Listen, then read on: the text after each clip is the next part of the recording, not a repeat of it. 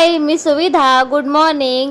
आणि आजचा सतत दुसरा दिवस आहे की मी व्हिडिओ स्टार्ट केले की माझी कलिग मला काही ना काहीतरी कामासाठी आवाज देते.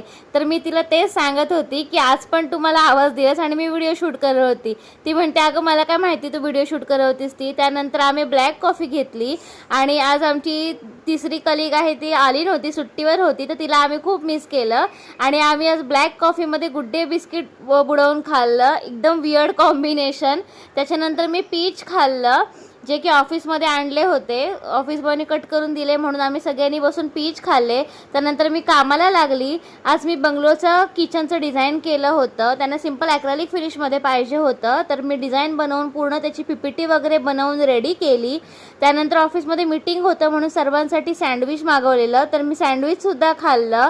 ऑफिसमधून घरी जाताना माझ्या आत्याकडे गेलो, जी की पनवेलमध्येच राहते, कारण का आत्याच्या मिस्टरांची तब्येत थोडीशी बरी नव्हती म्हणून म्हटलं जायच्या आधी घरी पोचायच्या आधी एकदा त्यांना बघून जाऊया.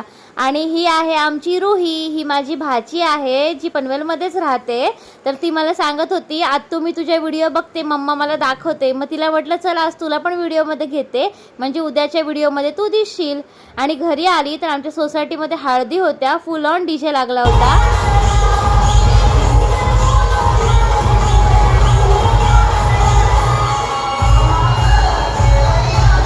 हळद कोणाचीही असो, आपला डान्स झालाच पाहिजे म्हणून आम्ही दोघींनी घरात डान्स केले.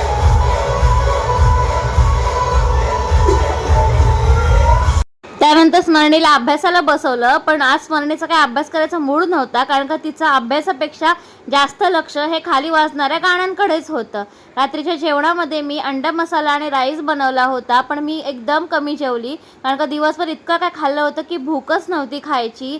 जेवण झाल्यानंतर माझं सर्व काम आवरलं आणि स्मरणी इकडे पीच खात होती. आणि असा होता माझा आजचा दिवस. बाय.